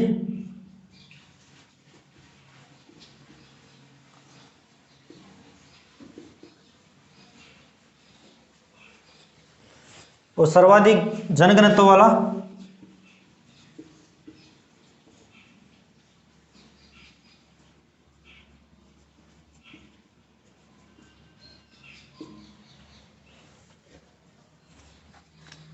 यह जो पूर्वी मैदान है, यह राजस्थान का सर्वाधिक कृषि उत्पादक क्षेत्र या मैदान तथा सर्वाधिक उपजाऊ यहाँ पर जो मिट्टी पाई जाती है, जिसे जलोढ़ मिट्टी के नाम से जानते हैं। यहाँ पर जो जनसंख्या घनत्व है, यह भी सर्वाधिक माना जाता है। ठीक है, बात करें हम इसकी और कुछ विशेषताओं के बारे में।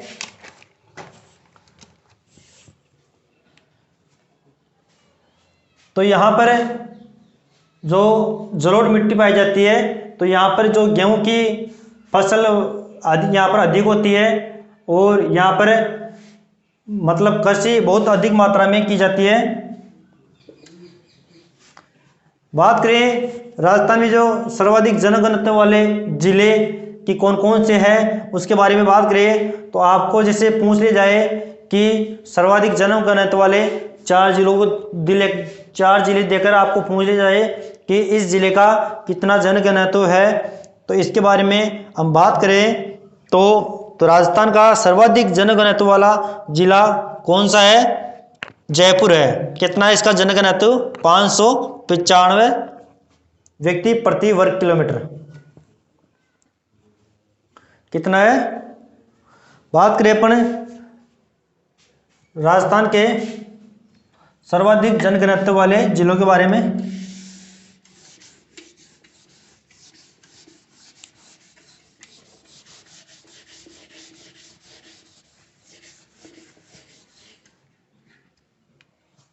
तो सर्वाधिक जनघनत्व वाला जो प्रथम जिला सबसे अधिक जनघनत्व है वह कौन सा है? जयपुर। सर्वाधिक जनघनत्व वाला कौन सा जिला है? जयपुर है। इसका जनघनत्व कितना है? 595 व्यक्ति प्रति वर्ग किलोमीटर। ठीक है, 595 व्यक्ति प्रति वर्ग किलोमीटर। बात करें तो द्वितीय जो सेकंड जो जनघनत्व वाला जिला है, यानी जो सबसे अधिक से सेकंड है, जयपुर से थोड़ा कम, वह कौन सा है? भरतपुर। भरतपुर के जनघनत्व की बात करें तो कितना है? 503 व्यक्ति प्रति वर्ग किलोमीटर। ठीक है, अब बात करें नेक्स्ट जो जनघनत्व किसका है, इससे जो थोड़ा कम, तो वह कौन सा आएगा? दौसा। दौसा कितना है? दौसा का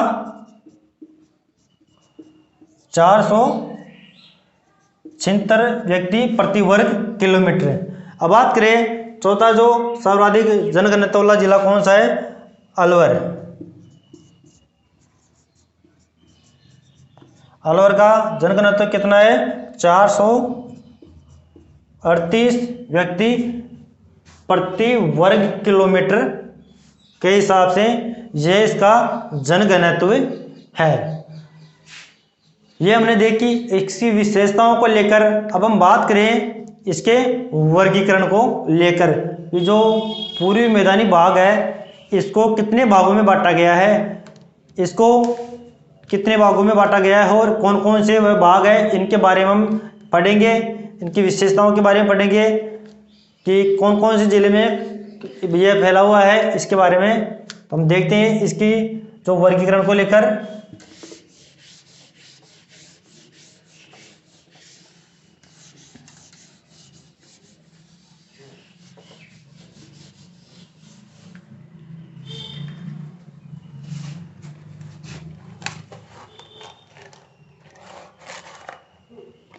बात करें वर्गीकरण की,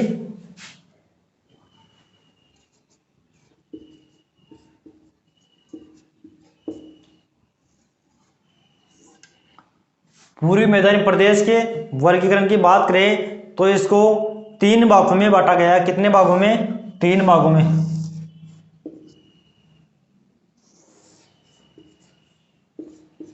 कितने भागों में बांटा गया है? 3 भागों में बांटा गया है। एक तो चंबल बेसिन,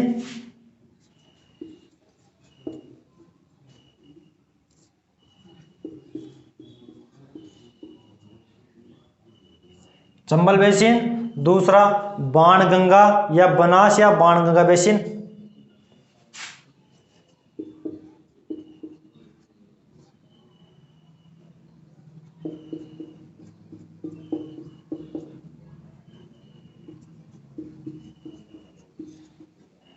बनास या बाणगंगा बेसिन, और चौथा जो तीसरा जो आता है वह कौन सा है? माही बेसिन।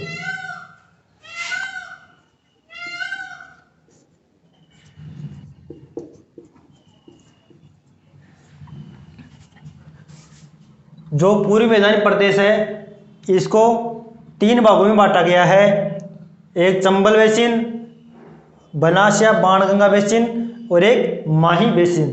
बात करें कि जो ये चंबल बेसिन है ये कितने जिलों में फैला हुआ है, कौन कौन से जिलों में फैला हुआ है? तो यह है धौलपुर, करौली और सवाई माधोपुर। कौन कौन जिलों में? धौलपुर, करौली और सवाई माधोपुर।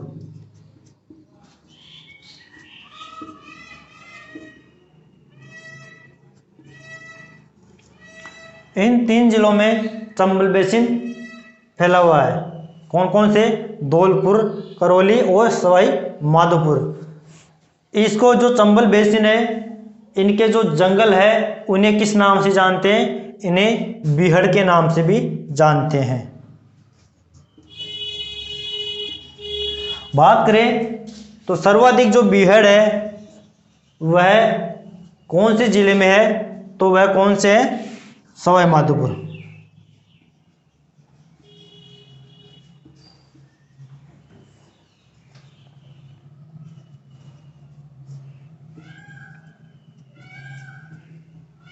कौन से जिले में?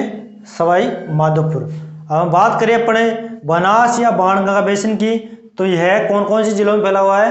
टोंक, भीलवाड़ा, जयपुर, दौसा और भरतपुर। कौन कौन से जिलों में?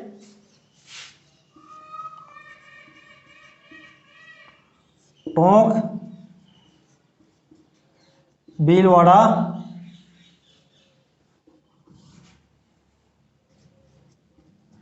जयपुर, दौसा और भरतपुर।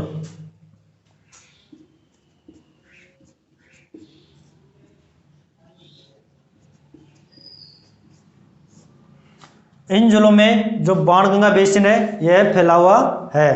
बात करें जो ये बाणगंगा बेसिन है इसे रोही का मैदान या मालपुरा करौली मैदान या पिडमान का मैदान के नाम से भी जाना जाता है। इसको किन किन मैदानों के नाम से जाना जाता है?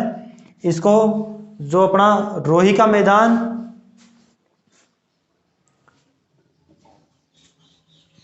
किस नाम से? रोही का मैदान,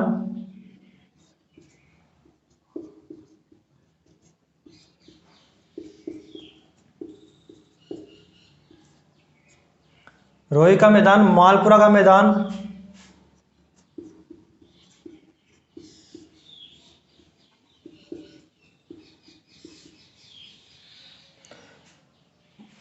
पिडमांड का मैदान,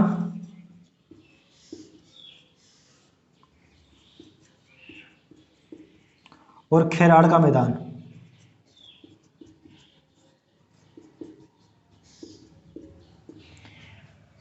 जो बाणगंगा बेसिन है यह कितने जिलों में फैला हुआ है? टोंक, भीलवाड़ा, जयपुर, दौसा और भरतपुर। और इस बाणगंगा बेसिन को और नामों से भी जाना जाता है, उपनाम है इसके। कौन कौन से? रोही का मैदान, मालपुरा का मैदान, पिडमांड का मैदान और खेराड़ का मैदान। अब बात करें अपने जो अपना माही बेसिन है ये कितने जिलों में फैला हुआ है। बात करें माही के मैदान की तो ये कितने जिलों में फैला हुआ है। यह 3 जिलों में फैला हुआ है, डूंगरपुर, बांसवाड़ा और प्रतापगढ़। कौन कौन से जिलों में, डूंगरपुर,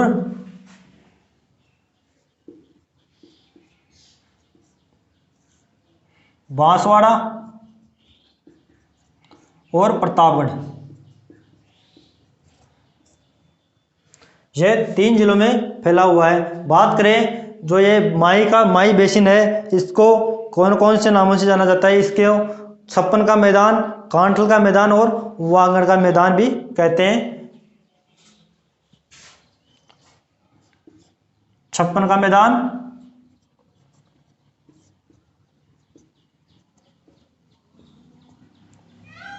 कांठल का मैदान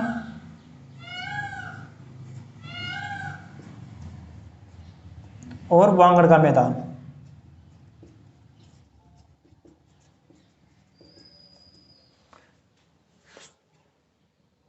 ठीक है, यह हमने बात की वर्गीकरण को लेकर कि जो राजस्थान का पूर्वी मैदानी प्रदेश है इसका वर्गीकरण 3 भागों में किया गया है।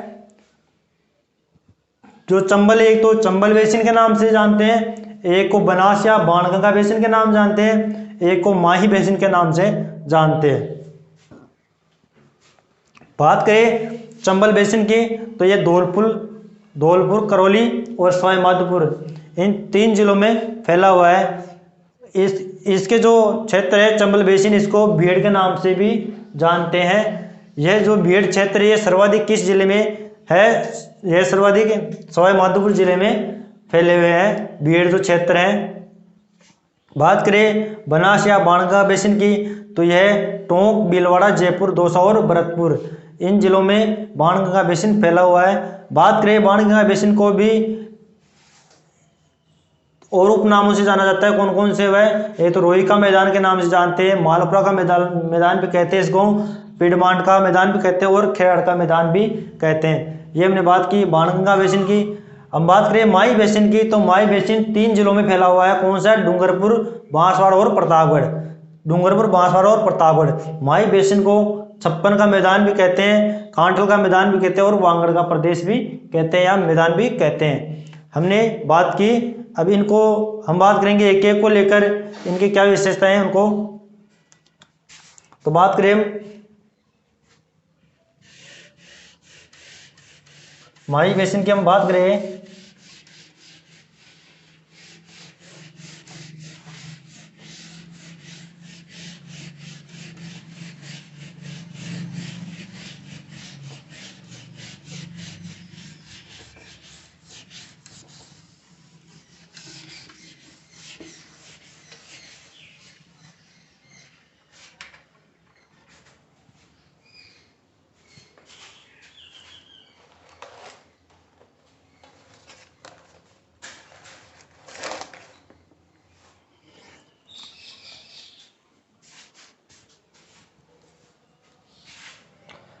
करें माही बेसिन की।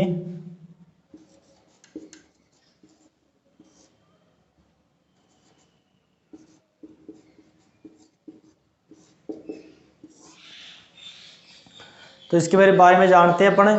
ये अपना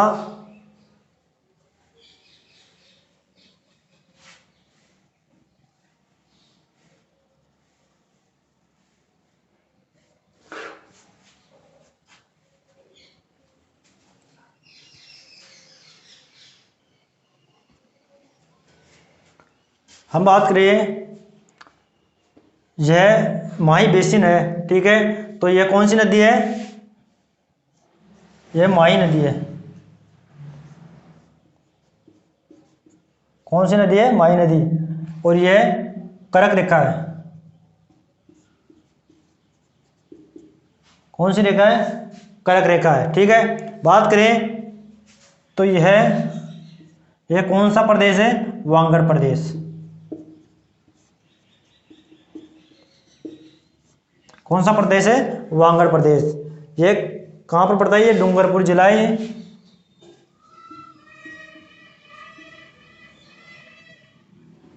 ठीक है। और बात करें अपने ये अपना नीचे नीचे जो कौन सा जिला आता है, बांसवाड़ा।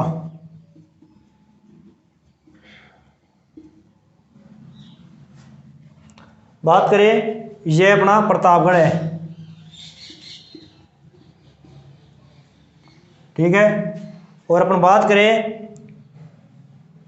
जो ये आपको मैदान दिखाई दे रहा है, ये कौन सा मैदान है, ये 56 का मैदान है।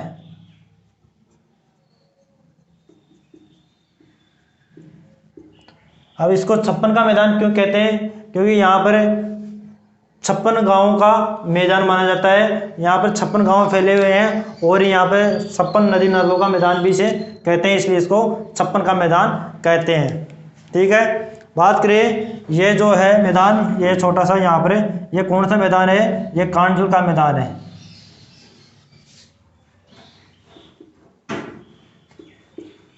ये कौन सा मैदान है, कांटजूल का मैदान है। अब हम आपको एग्जाम में अगर कई बार पूछ लिया जाता है कि ऐसी कौन सी नदी है जो कर्क रेखा को 2 बार काटती है, कर्क रेखा को कितनी बार काटती है, 2 बार। तो आपको ये पता है ये कौन सी रेखा है, ये कर्क रेखा है, ठीक है, कर्क रेखा है। और ये नदी कौन सी है, ये माही नदी है। ये यहाँ से पहले कर्क रेखा को एक बार यहाँ काटती है और फिर दोबारा जब बंगाल की खाड़ी में ये गिरती है, इधर आती है एमपी यूपी की साइड में, सॉरी एमपी की साइड में, तो इधर फिर एक बार ये काटती है। इसलिए ये एकमात्र नदी है जो कर्क रेखा को 2 बार काटती है। कौन सी नदी है, माही नदी, ठीक है। ये हमने देखी माही बेसिन के बारे में, एक बार इसको दोबारा देखते हैं। ये अपनी है माही नदी है जो ये बांसवाड़ा, डूंगरपुर, प्रतापगढ़ जिले में गुजरती है।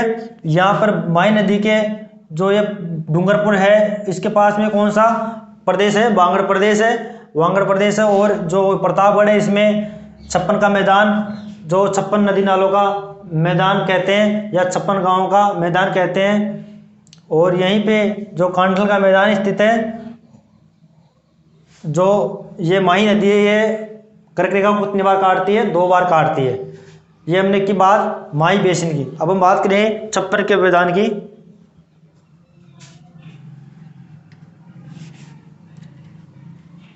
छप्पन के मैदान की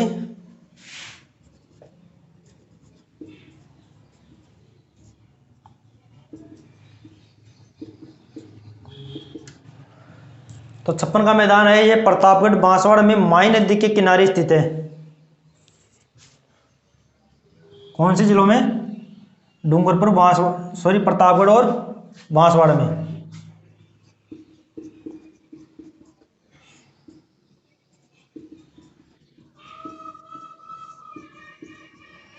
माही नदी के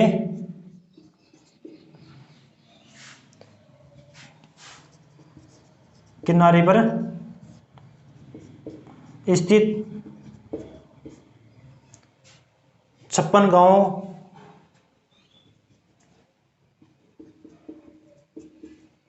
वह नदी नालों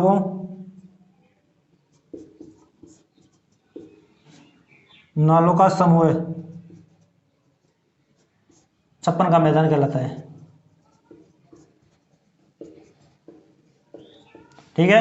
56 का मैदान किसे कहते हैं, जो प्रतापगढ़ और बांसवाड़ा में 56 गांव है उनके समूह को, या फिर जो माही नदी के किनारे पर 56 गांव या नदी नालों के जो समूह होते हैं उसे 56 का मैदान कहते हैं। ये हमने बात की पूर्वी मैदानी प्रदेश की।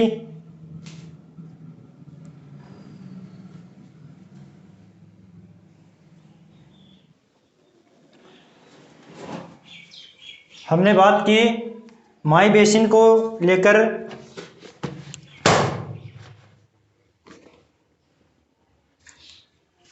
अब हम बात करेंगे यहाँ पर किस प्रकार की जलवायु पाई जाती है, कौन कौन सी फसलें यहाँ पे उगाई जाती है, और यहाँ पर वर्षा कितनी होती है, और जो यहाँ पर मिट्टी कौन सी पाई जाती है उसके बारे में।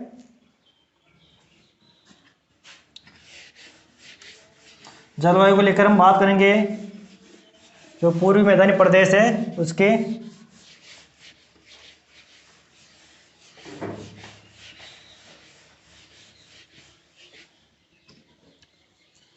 बात करें तो यहाँ पर जो वर्षा होती है, वार्षिक वर्षा,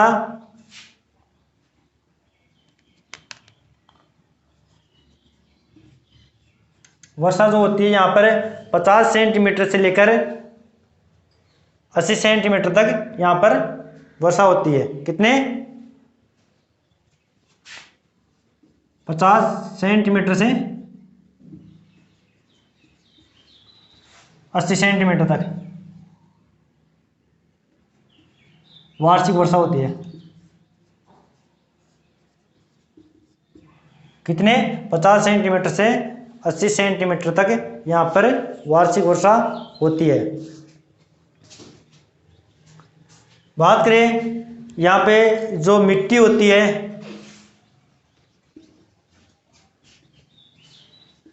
जलोढ़,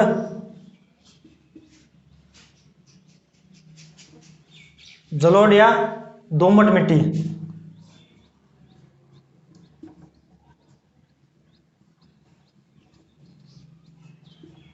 अब जलोढ़ मिट्टी किसे कहते हैं? अभी मैंने बताया था आपको, नदियों द्वारा जो बहाकर लाई हुई मिट्टी होती है उसे जलोढ़ मिट्टी कहते हैं और यह बहुत उपजाऊ मिट्टी मानी जाती है। ठीक है। बात करें अपने कृषि की, यहाँ पे कृषि की जो मुख्य व्यवसाय कौन कौन से हैं?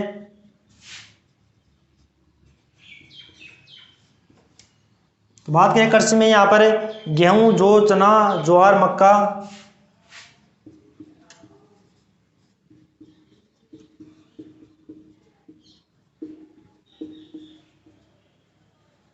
मक्का, बाजरा, तिलहन, सरसों आदि यहाँ पर फसलें उगाई जाती है। कहाँ पर? पूर्वी प्रदेश में। ठीक है। बात करें यहाँ पर जो सिंचाई है, सबसे अधिक किसके द्वारा की जाती है? यहाँ पे सिंचाई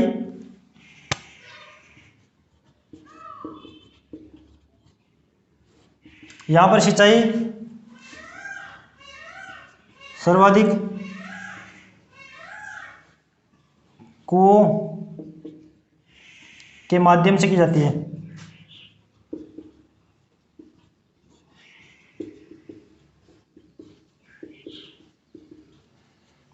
किन से की जाती है? सर्वाधिक जो सिंचाई होती है यहाँ पर कुओं के माध्यम से की जाती है। बात करें इस प्रदेश का ढाल,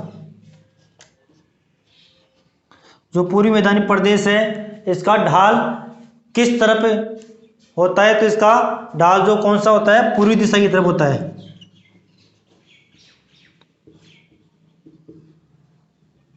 जो पूर्वी मैदानी प्रदेश है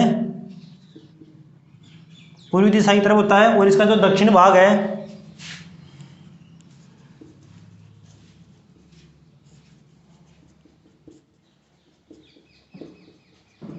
दक्षिण भाग का ढाल ही इसका पश्चिम दिशा की तरफ होता है।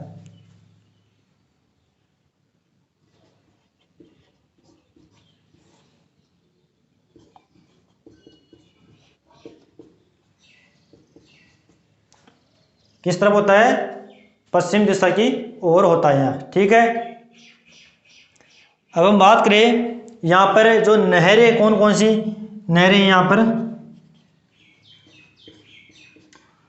जो पूर्वी मैदानी प्रदेश है इसमें कौन कौन सी नहरें हैं? तो यहाँ पर दो नहरें हैं, भरतपुर नहर और गुड़गांव नहर।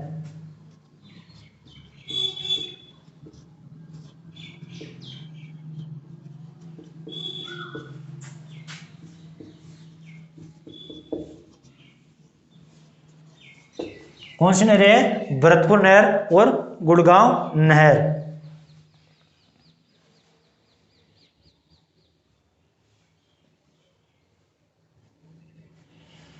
अब बात करें जो अपना ये पूर्वी मैदानी प्रदेश है, इसके जो दक्षिण पूर्व में जो कौन सा पठार स्थित है?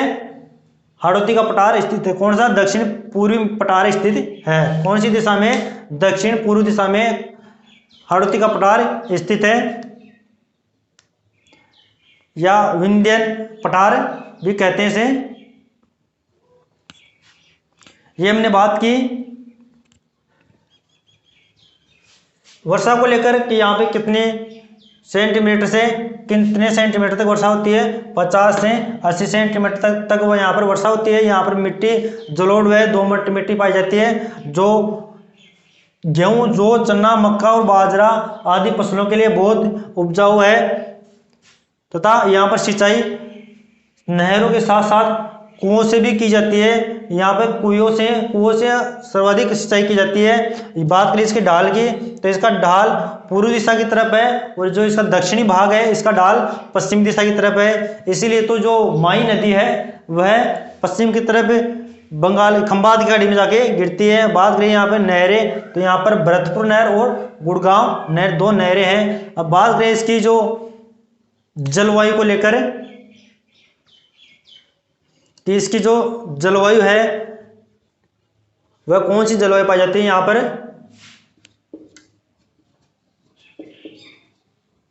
बात करें पूर्वी मैदानी प्रदेश की जलवायु कौन सी है तो यहाँ पर कौन सी जलवायु पाई जाती है, आर्द्र जलवायु।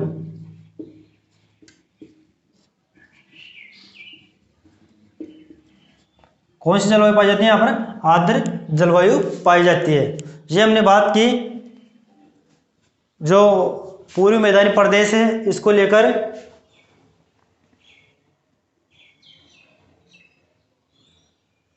इसका विभाजन को भी हमने बात की, कितने उपविभागों में बांटा गया, इसको 3 विभागों में बांटा गया। कौन कौन से हैं, बनास बेसिन, चंबल बेसिन और माही बेसिन या 56 का मैदान।